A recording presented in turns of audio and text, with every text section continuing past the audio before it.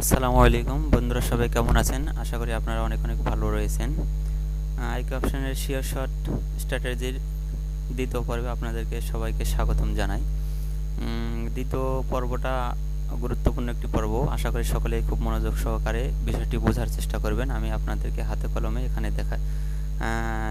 দেখিয়ে দিয়েছি যে কিভাবে আপনারা ট্রেন্ড অনুযায়ী বিচার করে ট্রেডগুলো করবেন।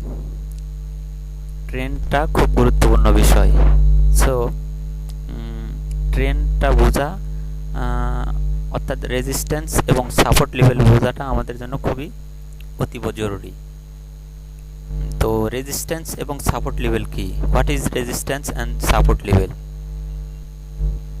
এজন্য আমি পূর্ব থেকেই আপনাদের জন্য একটি চিত্র অঙ্কন করে রেখেছি, যেটার মাধ্যমে খুব সহজে আপনারা বুঝতে পারবেন যে রেজিস্ট্যান্স এবং সাপোর্ট লেভেল কি এবং কিভাবে কাজ করে। লুক, চিত্রটি দেখার চেষ্টা করুন, লক্ষ্য করুন। এটা মনে করেন ক্যান্ডেল স্টিক, এগুলো মনে করেন ক্যান্ডেল। মার্কেট এভাবে চলতেছে, এভাবে এভাবে এভাবে এভাবে up and down, up and down and up. So the thing is,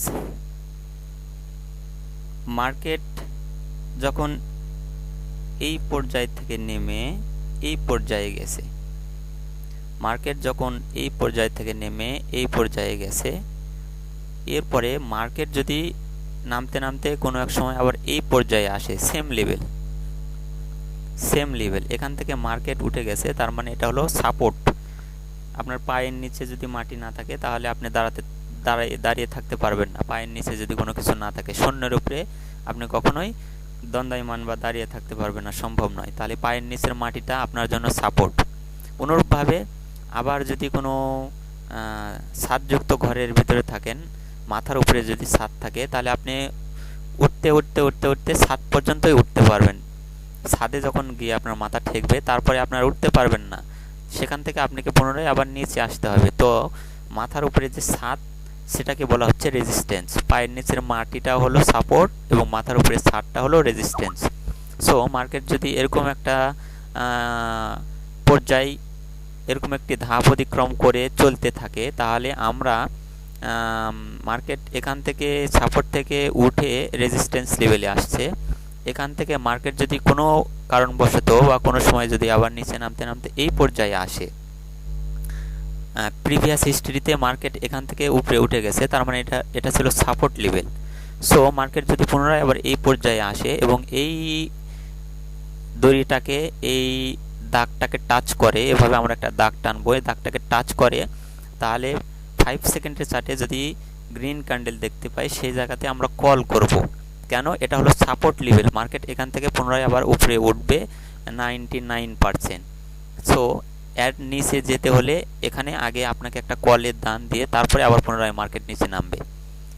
so আমরা, এটা হলো সাপোর্ট লেভেল, এই পর্যায়ে মার্কেট আসছে যখন, পুনরায় আমরা এখানে কল করলে আমাদের ট্রেডটা 100% উইন হবে।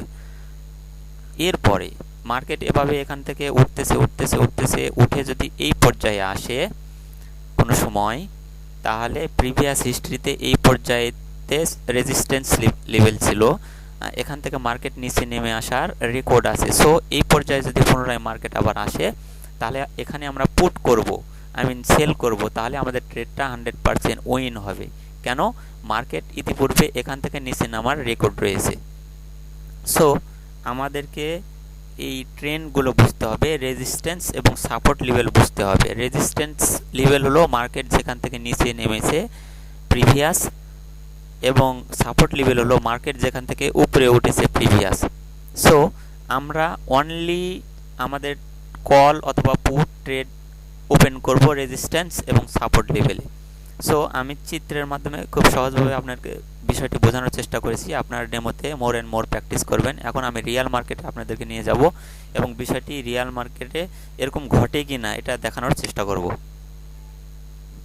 আসুন,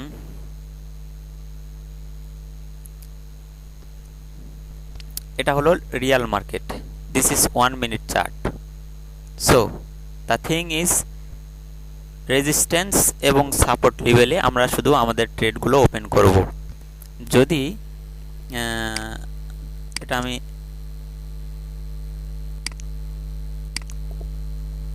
1 মিনিট করি।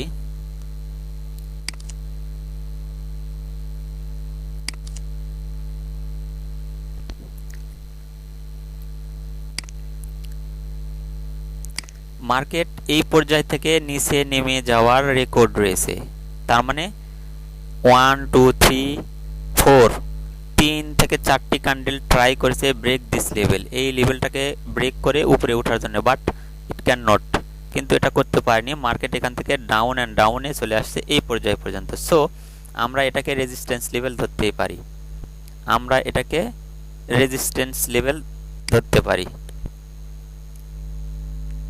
যদি এই পর্যায়ে আমরা দাগ টানি, কোনো সময় মার্কেট যদি আবার এই পর্যায় পর্যন্ত আসে, এখানে দেখুন মার্কেট এখানে আসছে, এই পর্যায়ে আসছে, এই পর্যায়ে আসার পরে 5 সেকেন্ডের চার্টে যদি আমরা রেড ক্যান্ডেল দেখতে পাই, তাহলে এই জায়গাতে যদি আমরা পুট করতে পারতাম, তাহলে 100% আমাদের একটা শিওর শট হতো, আমাদের ট্রেডটা উইন হতো। অনুরূপভাবে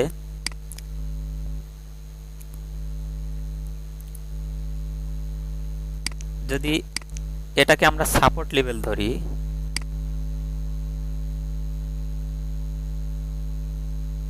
বহুগুলো ক্যান্ডেল ট্রাই করেছে মার্কেট এর নিচে যাওয়ার, বাট এই শুধু অংশটাকে ধরতে হবে, রিয়াল বডি এটা, আর এটা হলো শুধু অংশ। এখান থেকে নিচে নেমে যাওয়ার ট্রাই করেছে, বাট ইট ক্যান নট, এখান থেকে নিচে নামেনি, মার্কেট এখান থেকে উপরে উঠে গেছে, more and more up. So the thing is, এটা হলো গুড একটা সাপোর্ট লেভেল এরিয়া। যদি এরপরে মার্কেট এভাবে উপরে উঠেছে, আবার এভাবে নামছে নামছে নামছে নামছে, আবার এই পর্যায়ে আসছে, এখানে যদি আমরা একটা দাগ টানি, এখানে যদি আমরা একটা দাগ টানি, তাহলে এটা সাপোর্ট লেভেল ছিল। সো মার্কেট এই পর্যায়ে যখন আবার নিচে নামছে, তারপরে আমরা 5 সেকেন্ডের চার্টে যদি গ্রিন ক্যান্ডেল দেখতে পাই, দেখেন এখানে গ্রিন ক্যান্ডেল, 1 মিনিটের চার্টে গ্রিন ক্যান্ডেল মানে, সো 5 সেকেন্ডের চার্টেও আপনাকে গ্রিন ক্যান্ডেল পেয়েছেন। সো এই পর্যায়ে যদি আমরা কল করি, তাহলে আমাদের ট্রেডটা 100% উইন হবে, কেননা এটা গুড একটা সাপোর্ট লেভেল এরিয়া, এখান থেকে মার্কেট উপরে উঠে যাওয়ার রেকর্ড আছে। সো এই পর্যায়ে মার্কেট যখন আবার আসবে, তো এখানে যদি আমরা কল করি, তাহলে আমাদের ট্রেডটা 100% উইন হবে। তাহলে বিষয় হলো যে আমরা শুধুমাত্র ট্রেড করব রেজিস্ট্যান্স এবং সাপোর্ট লেভেলে। যদি কোনো চার্টে এরকম প্রিভিয়াস কোনো রেজিস্ট্যান্স এবং সাপোর্ট লেভেল না থাকে, তাহলে আমরা সেই চার্টে ট্রেড করব না, কেন আমাদের সেই ট্রেডটা উইন হওয়ার সম্ভাবনা খুব কম, মানে খুব কম থাকবে, অর্থাৎ সেই ট্রেডটা লস হওয়ার সম্ভাবনা বেশি থাকবে। This is a good chart. অনেকে প্রশ্ন করে যে কোন চার্টে আমরা ট্রেড করব, কোন চার্টে ট্রেড করব না, তাহলে তাদের জন্য স্পষ্ট কথা হলো এটাই যে এটা হলো গুড চার্ট, যে চার্টে প্রিভিয়াস রেজিস্ট্যান্স এবং সাপোর্ট লেভেল নির্ণয় করা যায়, সেই চার্টে আমরা ট্রেড করব, অন্যথায় আমরা ট্রেড করা থেকে বিরত থাকব। কেননা IQ option is a very good broker. IQ option খুব সুন্দর একটি ব্রোকার, এখানে 24 ঘন্টা এবং সপ্তাহে 7 দিনই মার্কেট ওপেন থাকে। সো ডোন্ট ওয়ারি, টেনশন করার কোনো প্রয়োজন নাই। আপনি যে চার্টে রেজিস্ট্যান্স এবং সাপোর্ট লেভেল থাকবে না, সেই চার্টে ট্রেড করা থেকে আমরা বিরত থাকবো, কেন মার্কেট 24 ঘন্টায় 7 দিনই ওপেন থাকে। আমরা গুড সময় যখন পাবো তখন আমরা ট্রেড করব, অন্যথায় আমরা আমাদের ব্যালেন্সকে কখনো জিরো করব না।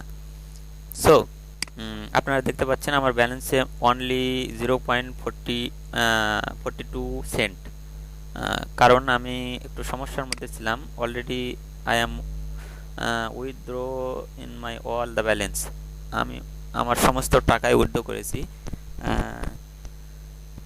একটু প্রয়োজনের কারণে। আমি খুব শীঘ্রই আবার ডিপোজিট করব, এবং বাইরে পারিবারিক সাংসারিক কিছু বিষয় নিয়ে সমস্যার মধ্যে ছিলাম, যার কারণে আমার কিছু টাকার প্রয়োজন হওয়ার কারণে আমি টাকাগুলো সব উইথড্র করেছি। তো বিষয় হলো রেজিস্ট্যান্স এবং সাপোর্ট লেভেল যতক্ষণ পর্যন্ত না আপনি বুঝতে পারবেন, ততক্ষণ পর্যন্ত আপনি ট্রেড কখনোই ফরেক্সে কখনোই ভালো কিছু অর্জন করতে পারবেন না। সো আমি আপনাদেরকে সহজভাবে বোঝানোর চেষ্টা করেছি, রিয়াল মার্কেটেও আপনাদেরকে দেখালাম রেজিস্ট্যান্স এবং সাপোর্ট লেভেল কি। সেম এখানে যেভাবে ঘটেছে এরকমভাবেই যে ঘটবে বিষয়টি তা না, আমি জাস্ট এখানে আপনাদেরকে বোঝানোর চেষ্টা করেছি।